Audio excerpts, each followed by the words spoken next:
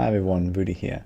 So the other day I talked about Demon Hunter set ideas and I presented my own ideas of what the new Demon Hunter set could be in Season 21. And besides the Demon Hunter, Necromancer is going to be the last class to get the new set. And I didn't really make fleshed out full set ideas for this one, but it's more like a kind of like discussion about the design space and the kind of like the potential of what's left untapped on Necromancer.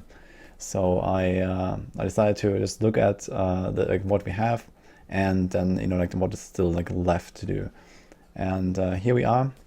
So essentially, the big issue that Necromancers has typically since it was released is solo builds suck, and they're not just weak, but they're also really boring to play or really annoying to play, and they're usually relying on big cooldowns as well. So this is really like the biggest issue that Necromancers have to deal with. They are typically alright in power level because of red runs, because of Corpse Lance as a boss killer. T16 builds are fine with Corpse Lance, and they're really strong for season start leveling.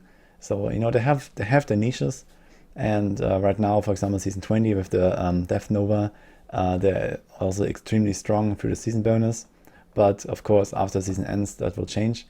And preferably we get something that makes them or gives them like some fun solo build, because that is really lacking, and potentially some group viability as well.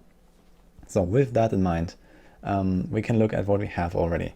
So we have the pet builds with the Ratma, which is where the rats come from. So it's skeletal mages, and this is like it's just kind of like generic summoner playstyle. And we have like the Corpse Lance stuff, which has been used with Draguls, I believe, and also with Pestilence, and then later on with LOD. So most of the Necromancer builds are actually LOD builds right now, because the sets are just really weak in general. So I expect those will be buffed in the future to some degree. But yeah, this is basically the main builds right now. And then there was also like some stuff, especially in the early days of Necromancer, with the bone armor from the Inarius set, where you just did like stuff, you just basically pulled stuff towards you, or you ran into a big pull, and you had like this swirly bone storm around you that killed stuff, and that was kind of like a melee build. Also we have like a Grim Scythe build, which is like a generator build, and yeah, it does like the Bone Ringer stuff, but that has been pretty much killed off at this point. So the Thorns Necro that used Bone Ringer, which just increases damage of command skeletons by a ton, and you stack Thorns damage, and especially as a Rift Guardian killer, that was quite good versus very specific Rift Guardians, because of how fast they proc the Thorns and just kill themselves in seconds. Yeah, so this is where we're at. And if you look at the overall skills on Necromancer, there is not really that much left, honestly. So if you want to leave out the long cooldown skills like Land of the Dead and Simulacrum and Army of the Dead, I think the build needs to be without cooldowns. So it needs to avoid those skills, because they are included in so many builds, and it's really like one of the biggest gripes of Necromancers. And well, then you have like some generic attack skills. Essentially, you have something like Bone Spear, for example, and Bone Spear is like, here's for example the rune of teeth. So there's like a very nostalgic, like a classic of D2, the teeth skill. So I assume there's a good chance that it's going to be something like this, some kind of like attack build with Bone Spear, where you try to make big pulls, and they have this spread out in front of you like a cone attack. And I imagine that could be relatively fun. And I think there's also like probably the highest possibility that it's actually going to be something like that, because pet builds are generally really hard to design and balance, I think, for some kind of like end game balancing, because yeah, like the pet AI, it's still, even though it's really better than on Witch Doctor, for example, with the mages, they attack what you want them to attack and so on. Overall, I think that we could step away from those pets a bit and have this. But another idea could actually be Revive. I think Revive has some potential. The cool thing about Revive is you could make it really special, so that when you revive certain monsters, they have like special abilities, for example. So in D2 this worked in a way that you could revive like any kind of monster, and there were some really good monsters, like the big monsters that you could revive, and they would just be much better than others and so on. And I'm not exactly sure how this works in D3. I think it has like some kind of like scaling with your own character and not so much with the monster. But I think they still use like some of the abilities, like an Armadon stunning and maybe oppressor charge or something like that. And I think a revive set could actually be pretty cool in the way where it where you basically build your own minion or something like that, or you keep adding more power to that minion, so that during a run when you start a Jack for example, and you push, and you start out weak, you try to kill like the first enemy or something, and then you revive that one, and then you keep adding like more onto the pile, and eventually you kill like an elite, and you can revive the elite, and your minion will get like some of the affixes, and it will spawn like arcane beams and orbiters around it, and it eventually becomes like some kind of like monstrosity that just destroys everyone. So I think something like that could be very interesting. Would probably be hard to pull off and balance that out in some way, but I think the idea of that, where you kind of like decide what your minion is going to do, maybe you can change the skills it's using or anything like that with depending on what you are doing, and then you have like this kind of really big monster. There's like some legendary support for revive already, but obviously like the skill, I don't know, I've never seen it used for anything by anyone.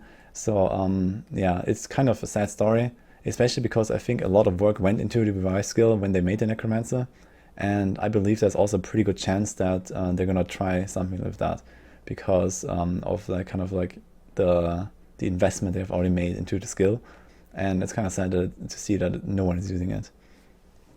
I think another option is also Bone Spirit. Bone Spirit has it's actually a build right now, so there's a Rift Guardian killing, like it's like a one-shot Rift Guardian killer. So even on GR 150 right now in season 20, you can kill bosses in like 20 seconds with this. And the way this works is there's a pair of pants that buffs them. So for every second it's active, it increases the damage, and I think the cap is 30 seconds. So this is like a huge damage buff when they fly for 30 seconds. So essentially how this works is they keep flying in one direction until they hit a wall or until they find an enemy. And when you have the Rift Guardian, you can walk away like 10 screens and you shoot them, and then the build works with like your cooldowns, like Land of the Dead and so on, and Shimizu, so you get yourself low HP, and then you have to shoot them so that they exactly arrive during your convention cycle, and it will just one-shot the boss with a very strong character, obviously, but even a weak character can one-shot like GR 140 bosses or so. And yeah, I think this kind of gameplay obviously is very gimmicky, and if they want to make a Bone Spirit build, it will not work like this. So it will probably include the pants, but I assume they will be capped or something. And maybe it would be some kind of like Bone Spirit that stays active even after it hits a target. So it goes through the target and then it comes back haunting other targets or something like that. And then the damage increases over time. I think something like that could be pretty cool. So you like shoot them out if you, and maybe they like swirl around you or something, and continuously go through enemies and damage them. That could be quite fun. I'm not sure how that would work when you want to target something, but maybe you can just cast on something and then it will like more often target what you targeted or something like that. But yeah, I guess this is like another option here. Then obviously we have the Death Nova, which is very good right now in season 20, and after season 20 it's gonna be dead, unfortunately. The problem with Death Nova is it has a Blood-Tide Blade, and the Blood-Tide Blade is the most extreme density scaling item in the game. So you get 400% increased damage per target, and this makes it so that you never kill any elites. So the problem is you deal tons of damage in density, and you deal no damage whatsoever once the density is gone after like 1 or 2 casts, because essentially all the damage is in this one item. I think a Death Nova build could be pretty good, but it needs some other like kind of like anti-density scaling. So where you finish off some elites somehow, or kill Rift Guardian. Like Rift Guardian fights are terrible with this, because when you have a single target Rift Guardian, you're just gonna stand there and do no damage whatsoever. So this is actually the strongest pushing build right now on season, and essentially the way it works is they have Nemesis Bracers, and they try to spawn like illusionist packs from like 2 or 3 partners or something to actually have a chance of killing the boss. So this is how it goes right now. So this really needs some help, and I believe that Death Nova overall is pretty cool with this, but it needs like some other help essentially from the set to actually kill off something. So I don't know what that could be, maybe some other like scaling where you deal more damage against fewer targets, but I guess that would kind of like eliminate the point. But there could be maybe like another skill involved that is kind of like, you know, the cleaning up skill. So you do Death Nova for the big AoE and for the big burst, and then you have like some other single target involved, maybe the Bone Spear or something, and that will help you with the remaining enemies. And finally, I think also another cool idea that could also help out some kind of like support Necro build for high tiers. Could be like some curse focus build, so where you can use like all curses or something, and not just with the Targul's scythe, but maybe like it gives you like an incentive to apply them manually, maybe with like specific runes, and especially for example the leech curse is not really used for anything. So typically people use frailty because it's the DPS curse. You have to decrepify for like some support setup to reduce incoming damage a bit, and this one is kind of whatever. And yeah, I think some kind of like leech set or some kind of like yeah, this is probably too much overlap with Targul's, because this also you know, incentivizes you to go like with like, you know, this life recovery and so on.